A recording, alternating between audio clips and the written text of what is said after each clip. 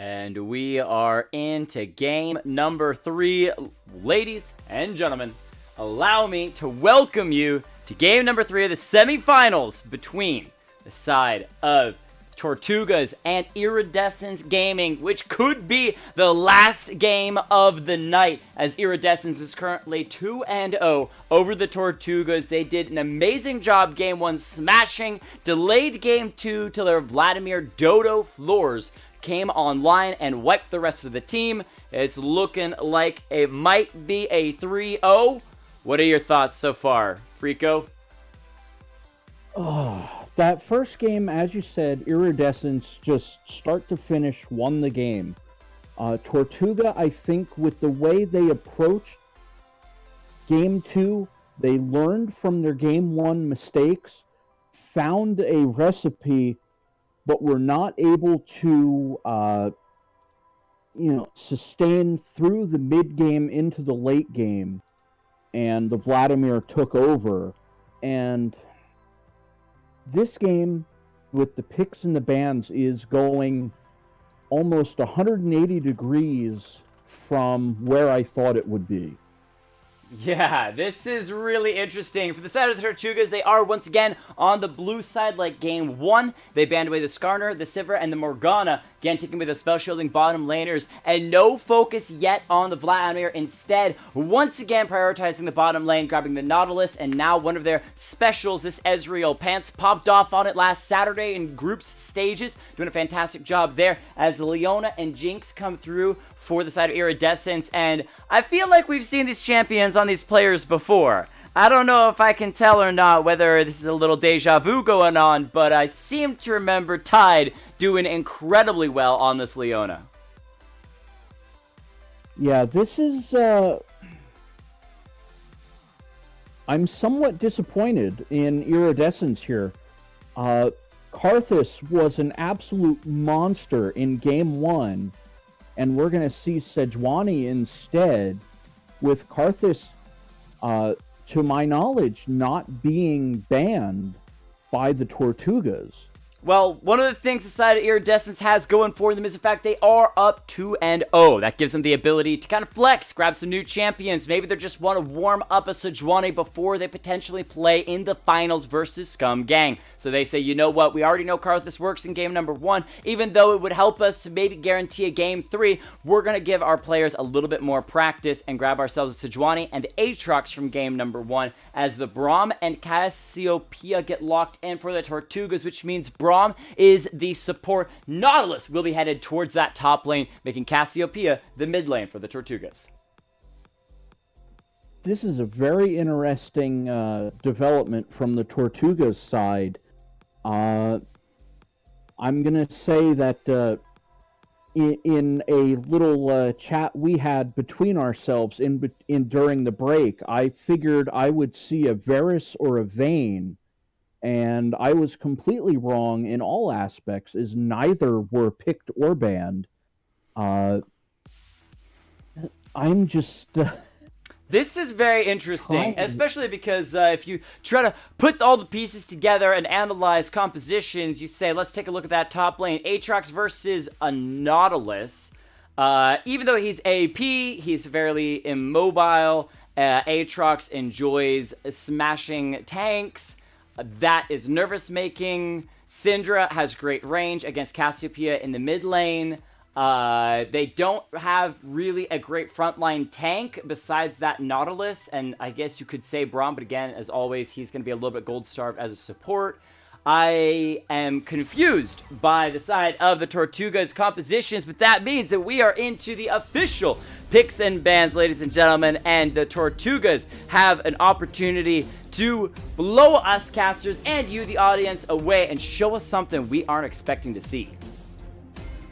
Yeah, they're definitely going to need to do that. His Iridescence is on match point, ahead 2-0, and we're going to see all of the bans officially locked in now. And soon again, we'll see the picks that will translate over from the pro drafts, so we'll see exactly where everybody's going. Iridescence has a very straightforward composition. Aatrox in the top, Syndra in the mid, Jinx, Leona bot lane with Sejuani as the jungler.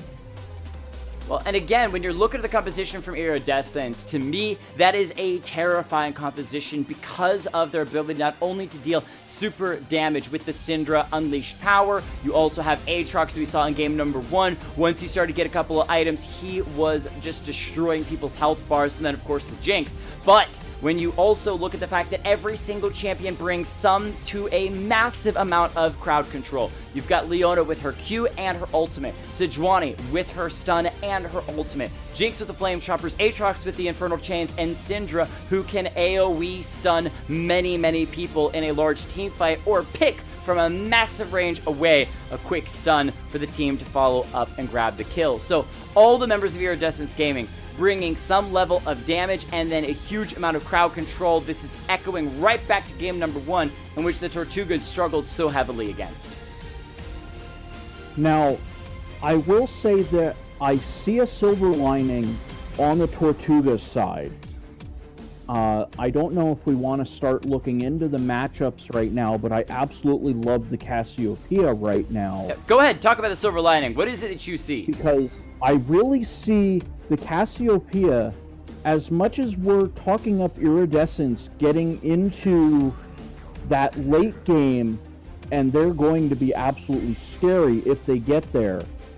A Nautilus ult on a Syndra, a Jinx, Rek'Sai with a Void Rush executing someone, Cassiopeia just going, okay, I can stand and fire and just melt anybody away.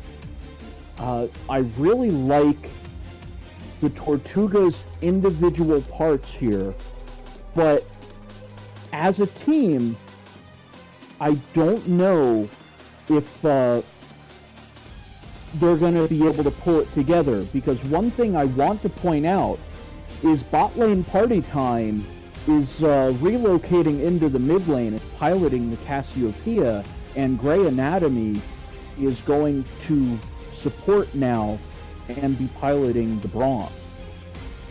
So maybe that's the secret sauce that Tortugas is bringing in, swapping out the players so far from that mid lane. Grey Anatomy played game 1 and 2, definitely a bit of a struggle there. Was not the best showing in that mid lane. It had some struggles, died a number of times, and even with those roams to the other side lanes, couldn't ever find enough of advantage to actually win outright or just straight up hold that mid lane against Dodo, who's been doing a fantastic job all series long. So maybe you switch it around. You say, you know what, our bottom lane support of bot lane party time, they've got this secret one trick of the Cassiopeia. We'll swap them up into that mid lane, send our mid lane that's struggling to the bottom lane supporter role. It's kind of like you're demoted to the supporter role. Okay, I guess I'll protect the ADC. But maybe that will be what the Tortugas need to find their way back and find a victory in this series.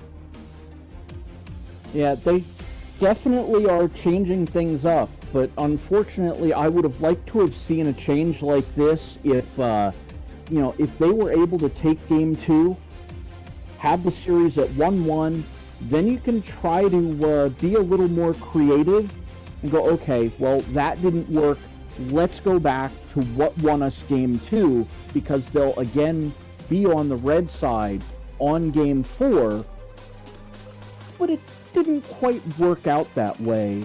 And I think, this might be equal parts desperation as it is, just trying to find something to change the overall flow of the game and try to get the Tortugas going in a positive direction.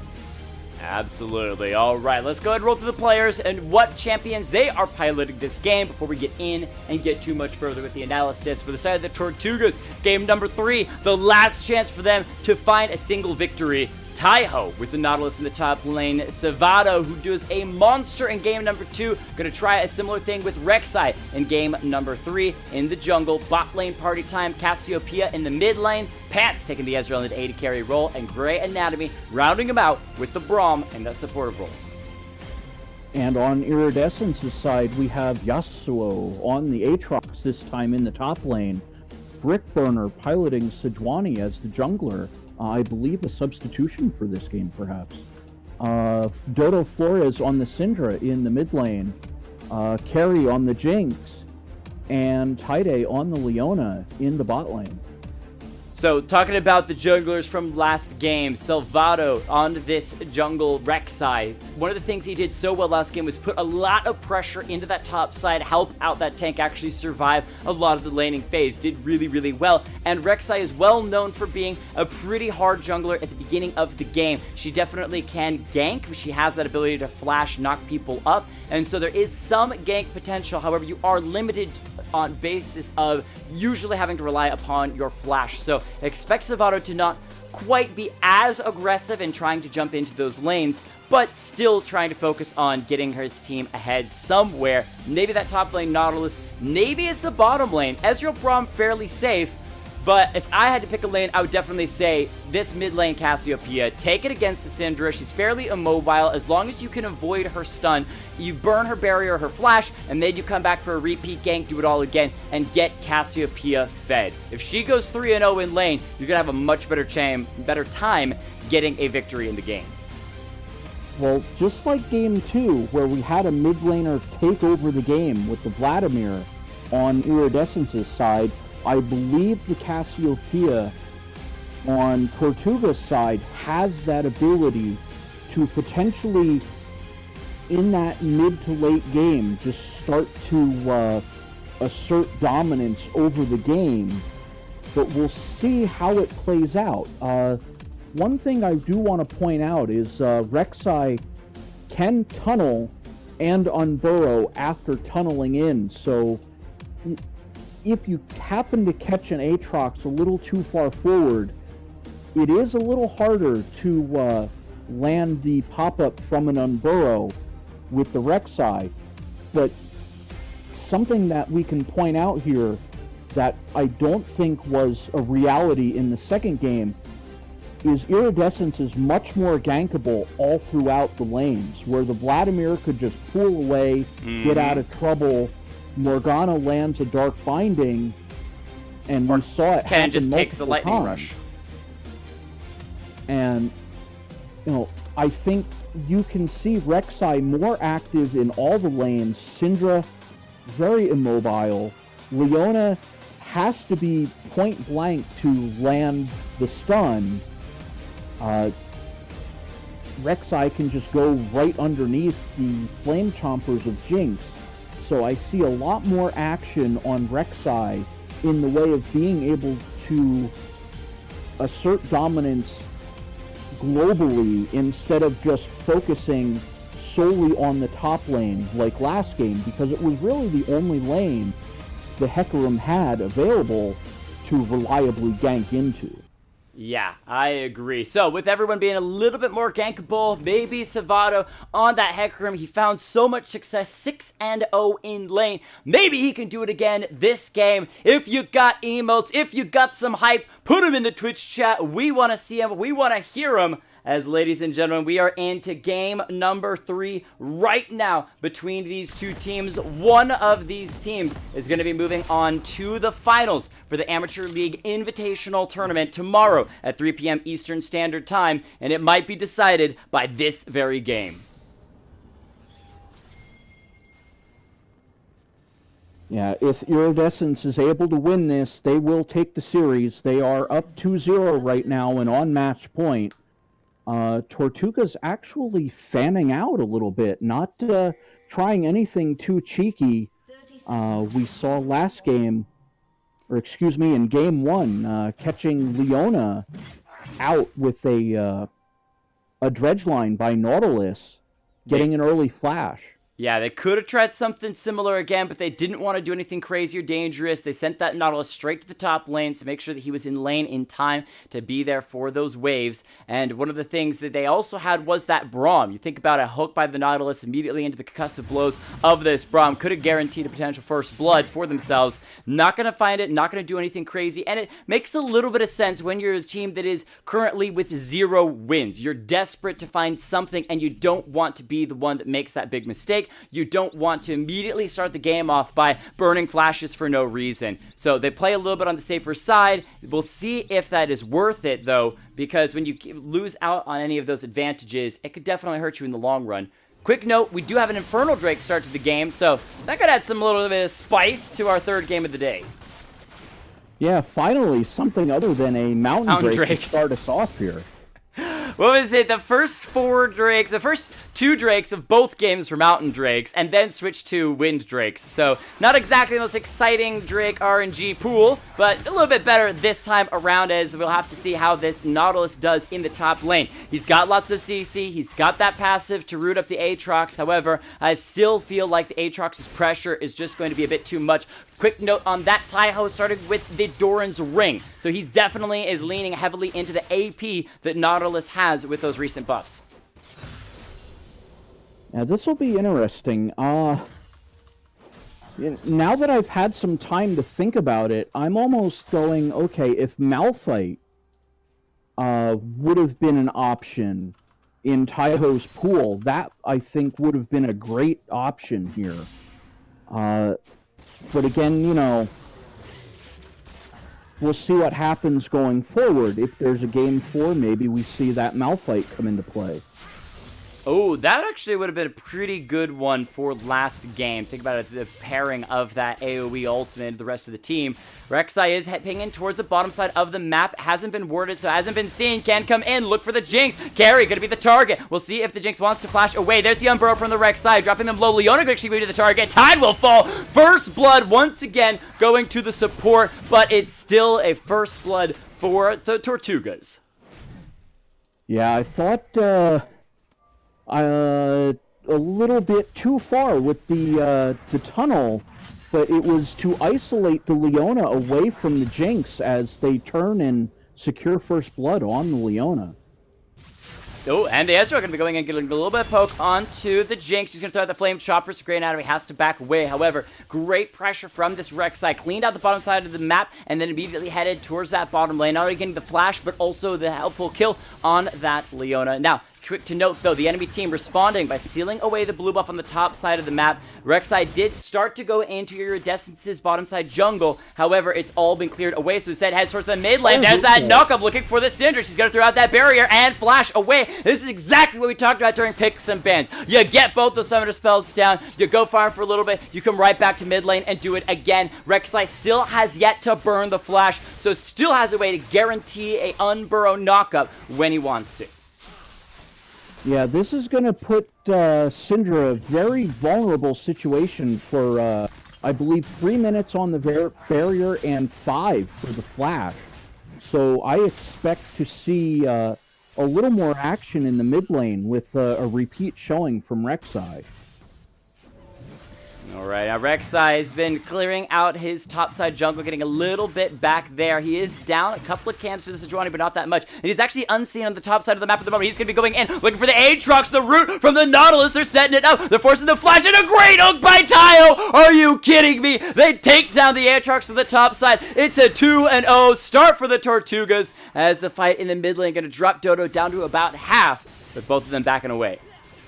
Oh, Taiho showing absolutely beautiful patience, waiting for the Aatrox flash, landing the hook to pull him back in, securing a second kill. The early game looks to be again in the Tortuga's favor. Oh, hold on. Rek'Sai gonna be caught out. Gonna go over the wall. There's the flash. The knock-up. Dodo gonna find a bit of a knockback, though. No kill just yet, but it is gonna be going down. Bot lane party time. Picking up a solo kill there, as in that mid lane, the stun coming through for Sejuani, dropping Salvato a little bit. However, Sejuani does not want to 1v2, and they back away. And that was actually a bit risky for the Tortugas, considering that Sejuani was coming behind the Rek'Sai. Could have caught him out, but at last second, he tunnels under the wall, flashes, and gets yet another kill. Salvato, the hero of game number 3 so far. Yeah, getting the kills onto his laners as well, which is absolutely a stark contrast from game 2, where Salvato started out 6-0. We're seeing Rek'Sai with 3 assists so far. I like that. I like that a lot, because one of the things that so far in these games that has been a struggle for the side of the Tortugas is those lanes. They just have not been able to find success. However, if you're gifting kill after kill after kill to all of your lanes, it's a mutual boost of XP for everyone, helping them out. We'll see if they can take that boost and actually go somewhere with it. But so far, I see no reason why Savato can't come right back to that mid lane, right back to that bottom lane, and look to do everything he did all over again after picking up that red buff. In the top lane, Sejuani coming around from behind the Nautilus. He's going to be pulled back by the Infernal Chains. However, he's got his hook, that dread line, to get him out. And Sejuani's actually sitting at about 200 health. I don't know if Brick Burner wants to go in for this. It's actually a different jungle. I didn't even see this. A flash from Taiho. Are you kidding me? Solos the Sejuani, who was way greeting for these wards on the top side. What was that move? Yeah, absolute greed for vision. Sejuani, I can only assume, figured that there was no ward, but getting spotted out on that ward and Taiho taking full advantage of it, picking up his second kill. And in that bottom side, because the Sejuani went down at that top, that means it's pressure onto the first Drake of the game, the Infernal Drake. Now, Leona is set up here. The Jinx is here as well. Leona's going to walk in. However, the smite from the Rek'Sai needs to come through. It's under 500 health, and Rek'Sai gets it. Will die, but it's not a shutdown considering it was only assist. Braum going to be in trouble. He needs to get to the wall in time to be able to stand beside me to the Ezreal, and he does it. He gets over the wall. The Leona tries to follow with the Zenith Blade, unable to do so, and Super Mega Death Rocket will lock down the Ezreal, who is stunned up by Syndra. So 2 kills back to the side of Iridescence, but Infernal Drake was secured by the Tortugas. Not sure it was worth 2 deaths there, but it still feels pretty good to have that for the late game. Yeah, the Infernal objective going the way of Tortugas, but we're starting to see a pretty severe cost. 2 kills, a red buff, and here we go. A little bit of lag being reported on the side of the Tortugas, it seems like, and we have a bit of a pause. Well, with this pause, it gives us a bit of time to discuss what is happening when this game, or so far this game, because we are 8 minutes into the game, 6 kills so far, and we've seen some amazing success from Savato and all these ganks, but that's where you got to look at the CS, because even if you get your team a bit of a kill, that's 12 minions, but if they're down like this Nautilus in the top lane, 25 CS to Aatrox, okay, those 2 kills only evens up the lane. It's not actually giving you any success. It's not giving you the opportunity to take over the lane and find your own advantages. And all those ganks by the Rek'Sai means that he's actually down 10 CS in comparison to the Sejuani. So things not exactly like just a walk in the park for the side of the Tortugas. They're even gold so far, and that is where in game number 2 they were able to hold even gold for a while, and eventually they just could not win. But I think that this game, with them having the Cassiopeia, them having the Rek'Sai, they have a much better opportunity to actually find more picks and kills in the mid game than last game. Yeah, I think you're pretty spot on with that analysis, but I'm looking at the actual gold that the players have right now instead of the items, and Nautilus is actually at almost 2,500 gold, and Aatrox is at about 2,300. The kills actually seem to be worth a little bit more, especially with one of them being First Blood, if memory serves correctly. So that first kill worth a little bit more, and the big advantage that we're starting to see, well, relatively speaking, since it's only about 300 gold at this point, is the Jinx at about just under 2,900 gold, compared to the Ezreal, who is at about just under 2,600.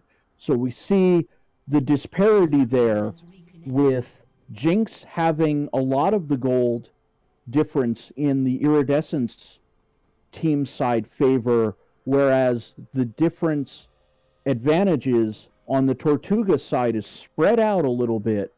Smaller advantages, but in the mid, jungle, and top, we're seeing slight advantages for the Tortugas. And where those got the slight advantages, you want to look for those items. You want to look for those big power spikes. And something, I got a note as the Sejuani is making a play onto the Rek'Sai. That's going to be the sun coming through. And they were just waiting for the unpause to turn onto Salvato. He was not ready, didn't have flash, no chance to take that tunnel and escape. A great turn by the side of Iridescence. Yeah, that was Iridescence just taking advantage of the vision that they're establishing, and Rek'Sai going into a dark jungle and finding, 3 if not 4 members of Iridescence waiting. Well, that's also where we want to see from the side of the Tortugas, making sure they get this vision down, because when the enemy team is roaming through your jungle for free and you have no vision to know where they are, that is tragic. You can see the control ward that was placed in the bottom lane by Iridescence, making sure that they had control over that area. They stole away the red buff from the Rek'Sai. However, he's wrapping around the side, maybe coming in, looking for a play onto the Syndra. We'll see if it comes through. The slow from the Cassiopeia. She's throwing out the Petrify. That's the barrier and the flash from Dodo. So the Rek'Sai didn't even need to be in lane for Cassiopeia to find a small advantage there. However, Cassiopeia, low health, will probably have to back and then redo all of that again to take down the Syndra. Now that's a real good play.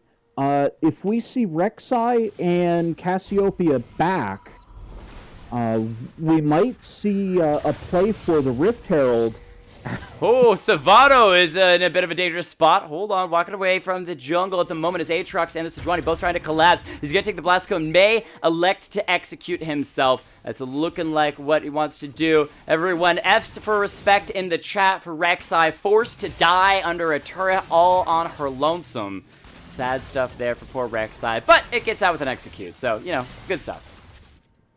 Yeah, definitely, Sejuani charged through the wall and actually did not have vision of Rek'Sai. It was the small raptors that gave up Rek'Sai's position. Alright, let's take a look at that bottom lane. It's a 2-0 Jinx at this point in the game, picking up a BF sword start. Also, once again, a very early stopwatch from the side of Carry. I don't know if that's because of the runes or if that's an early buy. I didn't actually check that at the beginning of the game. Should have probably taken a look at that after game 1 and 2, where this ADC was picking up the stopwatch on the regular. We also have that blue buff going over to Cassiopeia, helping her out in that mid lane. May be able to find a kill onto this Syndra. As so far, well, she's already gotten 1 kill with the help of Rek'Sai. We'll see if she can find a second one solo. To answer your question, Carry did have a stopwatch in their inventory in the last game as well. So it may be a stopwatch that is, let's see. Yeah, it's just showing it as being a stopwatch. I don't know if it's the one that you get at roughly, I believe, 10 minutes into the game.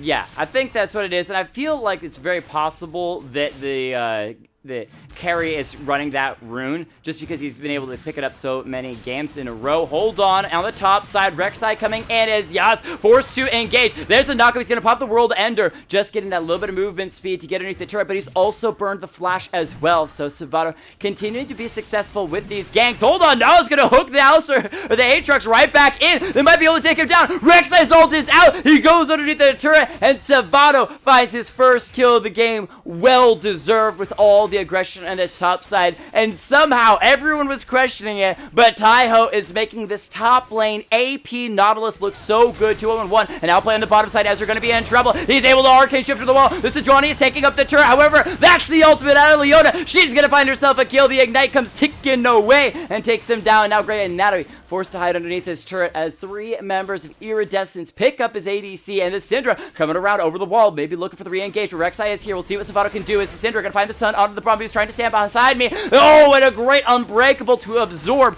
that ultimate out of the Syndra, and he gets out. However, there's a lot of plates going over to the Jinx on this bottom side. And it looks like with Syndra coming down, that's going to open up the objective of this Infernal Drake. We'll see if Rek'Sai is able to maybe make a hero play and steal this away. That would definitely be a hero play. There's only the Jinx and the Sejuani there for the moment as the Syndra and the Leona are headed towards that mid lane. Rek'Sai's gonna go over the wall. He's looking to smite it away. No, the Sejuani secures it. And now they can turn on Savado. He cannot escape. Rek'Sai was sacrificing his life to try to get that Infernal Drake and will not do it. So it is going to be both teams sitting on Infernal Drake and the Rek'Sai falling for a 4th time. Those deaths are starting to actually stack up pretty badly. And Savado, after making some amazing plays at the beginning of the game, may need to think twice about those plays because he's just really not in this game yet. I can't fault Savado for that one, because trying to steal away that Drake and sitting on double Inferno is just absolutely huge. Yeah, a couple other plays were certainly questionable, but I really don't think Savado's doing too much wrong at this point. One of the other deaths were after an objective fight at the Dragon Pit. Originally, Iridescence came, stole the red away, and Savado just, oh, well, my red's up, let me go take that, and oops. Yeah, exactly. And one of those things, this is game 3, all right? 2-0 Iridescence gaming at this point. If they get an edge, they can easily take victory this game. You cannot give them that edge. You cannot take these small mistakes because Iridescence will capitalize off of it and they will find victory. Look at the Jinx right now, 3-0-2. She's going to be backing and buying her first item, first completed major item very shortly. Ezra finished that Mana Immune. However, it's going to be a while before it truly comes online and finishes stacking up that mana. And so I really want to see these players from the side of the Tortugas being safe with their engages, being safe with their plays, making the right calls, because even 50-50 smites on an Infernal Drake, I still don't know if that's the best decision. Oh, Rek'Sai may be able to find himself considered. Oh, she was grounded, unable to flash over the wall. Now gets a flash, but there is a Cassiopeia that is right there as well. Rek'Sai throws out that ultimate to try to secure for himself, but is still going to be that second kill going onto Cassiopeia. So bot lane party time, feeling pretty good so far this game. Yeah, I'm actually, oh, here we go. It looks like we've got a squad on their way up. Aatrox spotting it out. The looks like a pixel brush board.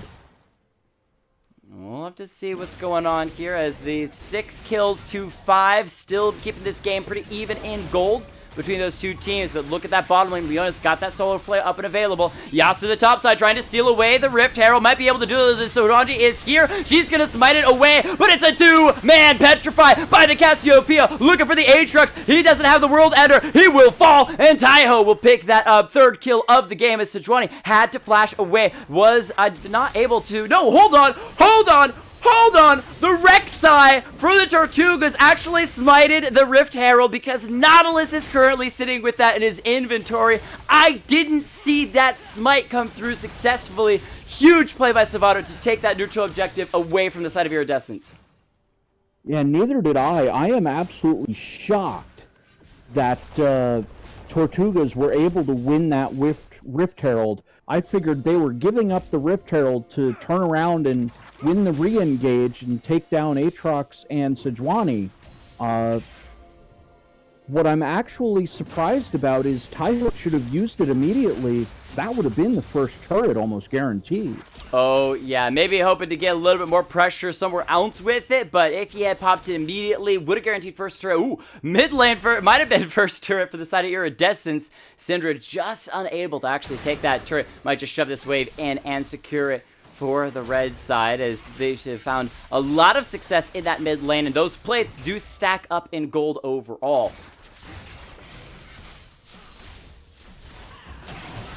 Oh, hold on. Petrify out of the Cassiopeia. Not going to find a mark. However, the Syndra, not going to be able to find the Cassiopeia with this. Super Mega Death Rocket just grazes on by the Cassiopeia. She's able to recall for now to get out. Savado chases and taken down the Syndra. Will be engaged upon by the Sejuani, avoiding the slows for the moment. But there is that CC lockdown, and Jinx is here. Goodbye to the Rek'Sai. Tried so hard as Leona has DC'd and immediately reconnects as we go right back to a pause. Yeah, I think we needed to finish that fight before we could get that pause in. Unfortunate that Leona disconnecting. Well, anybody disconnecting is always unfortunate, but I think just waiting for that to resolve itself and.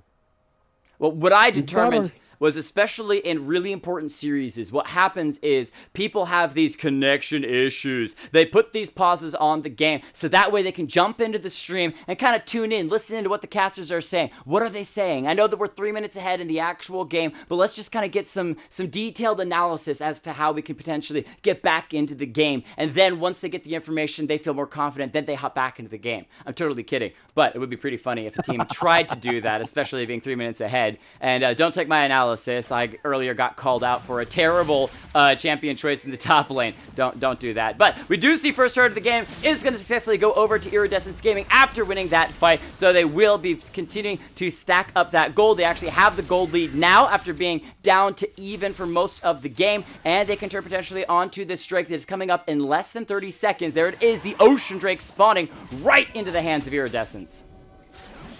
Yeah, I think Tejo does not realize he has the Rift Herald.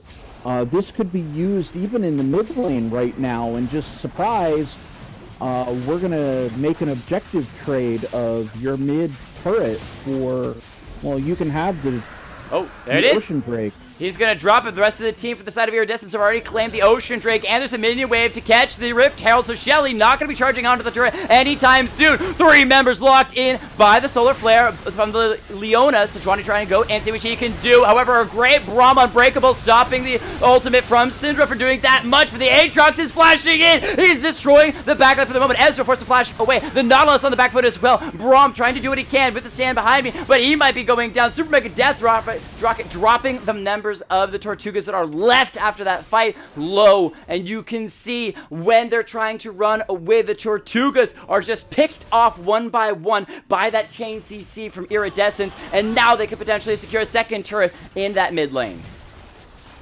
Yeah, Tortugas had the right idea, but just like the previous games, their execution is just not up to the level of Iridescence, and we're seeing it again here. Tejo blowing what could have been 2 opportunities to use the Rift Herald to do significant damage, if not take turrets outright.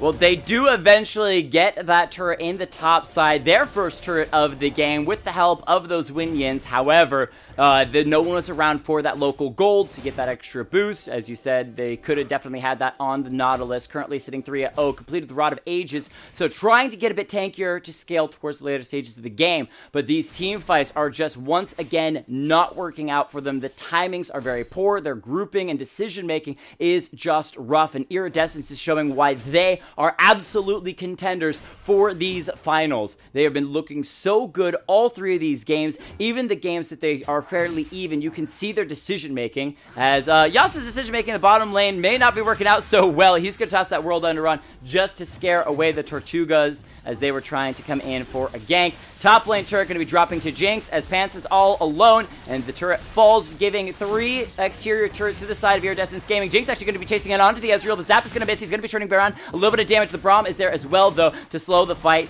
and they will disengage. Yeah, we're just seeing Iridescence with better map awareness, it seems. The Rek'Sai just doesn't seem to have the overall presence that Savato had in Game 2 with the Hecarim.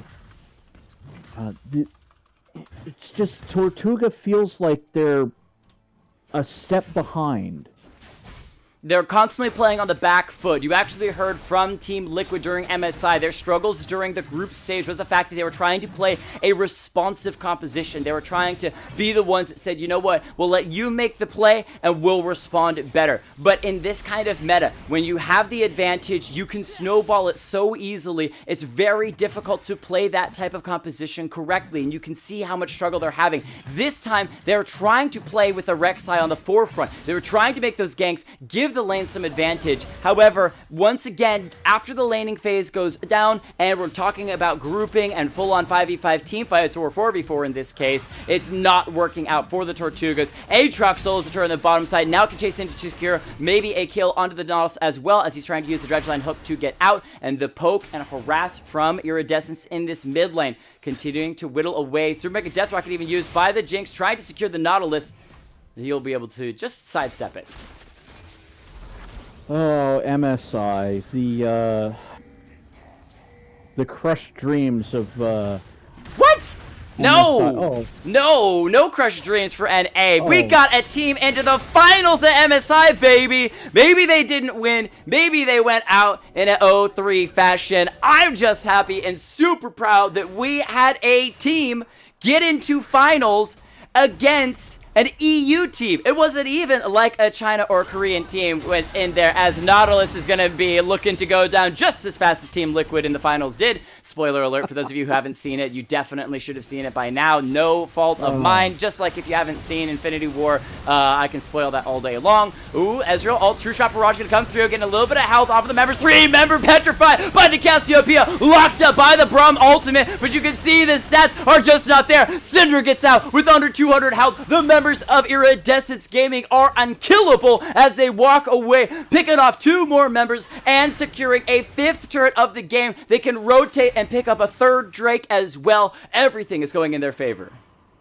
Now, in the interest of full disclosure, I have been a Flash Wolves fan ever since I really got into the professional scene of League of Legends, so that's where my crushed dreams are coming from.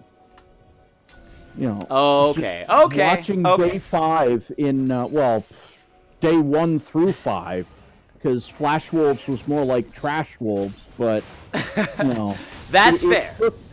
You know, G2 throwing a game to Team Liquid to make sure that the tiebreaker didn't happen between Flash Wolves and Team Liquid. So, you know, again, we see a team where Flash Wolves were, you know, not just throwing games left and right. G2 never would have been in the World Semifinal. They wouldn't have made it out of their own group. TL shouldn't have made the top 4 in the first place. Sour grapes all around, but, you know, it is what it is. Rant away, rant away. No tiebreakers here. We've got a series, and somebody has to come out with that victory and head to the finals. The moment, though, the side of Iridescence, they're playing it a little bit calmer. They're not going crazy. They say, we know that we have the lead. It is a 6,000 gold lead at this point. 3 Drakes over the one of the Tortugas, maybe trying to find a catch onto the Nautilus. He was trying to recall. However, he's going to be grabbing a hook straight in onto Leona, though. She's playing that front line take. She's turned around, got the stun onto the Nautilus, and Taiho, what a poor decision that was to Dredgeline hook back into that fight. Yeah, I think that was meant to tell his team, hey, come on, get in there and initiate. But Baron at about 50%. Jinx at about 50% and dropping low with the Stronic, trying to make a play onto the Cassiopeia. She's going to be hit by a Super Mega Death Rocket and drop. Braum is not there to protect his team. Great anatomy with terrible positioning. Silvano will fall. Dodo Florence on a rampage. Pants trying to run away from the Aatrox. In the meantime, the Baron is continuing to fall. Ezra getting a bit more poke down. They found the stun. However, with the assist that the Aatrox picked up earlier, he's going to avoid the True Shot Barrage as well. Ezreal's going to die over the wall. Are you kidding me? And now Braum going to be in trouble. He's going to fall as well. Ace for the side of Iridescence Gaming. Oh, the wheels are just falling off for the Tortugas at this point. Give up the Baron, lose the team fight around the Baron pit and the continuation. This is just the death knell for Tortugas at this point, as with only Nautilus getting caught out again, unfortunately.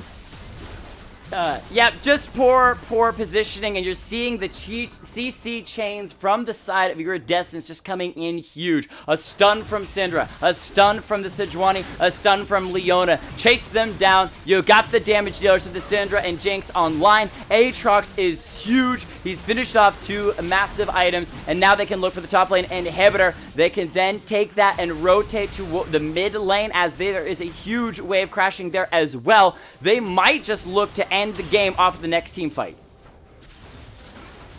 No, I think they're just going to try for an inhibitor here. Oh no, and here comes two-man stun. Sejuani ult not going to land. However, the Super Mega Death Rocket absorbed by the Braum Unbreakable. And while people have been able to get out alive for the moment for the Tortugas, they have to back away once more. Ultimate from Nautilus. They're going to try to make a counter play. The Sundra will go golden, staying alive for the moment. There's the Braum ultimate as well. They're trying to get a CC chain from their own, but they don't have any damage. Ezreal was on the fountain during that whole time. He drops Dodo low, but cannot find the kill. And now Aatrox will walk through everyone. The ultimate Petrify from the Cassiopeia, not able to stop him. They have destroyed the 2 inhibitors so far. They can rotate and secure this bottom one. However, the wave not quite in position yet, and so they head out the mid doorway of this destroyed base for the Tortugas. Rek'Sai trying to ult in onto the Jinx. However, she's going to be able to flash away and get on as well. Are you kidding me? Nautilus pulled in. He's going to be following very quick order as the Cassiopeia coming in as well. The Jinx is still poking away from the distance on the Zap, trying to see what she can do. Bot lane Party finally finds a kill, but it's a triple for the Aatrox. He can now turn onto the Braum. There's the CC knockup. He's got the chains. He's got a Quadra. Is it going to be a Penta? Pence is dropping low. That's the Aatrox. He's got it! It's a pentakill! The Jinx goes golden to give, yes, the pentakill in Game 3. Iridescence wipe the members of Tortugas off of the Rift, and they will go straight into the finals against Scum Gang. Yeah, beautiful execution there by Iridescence Gaming. 3-0 victory over the Tortugas. A very game opponent, but at the end of the day, it looked like Iridescence just able to take the team fights, and that's what every game boiled down to, just winning those team fights in that mid to late game phase. Going into the objectives, Iridescence able to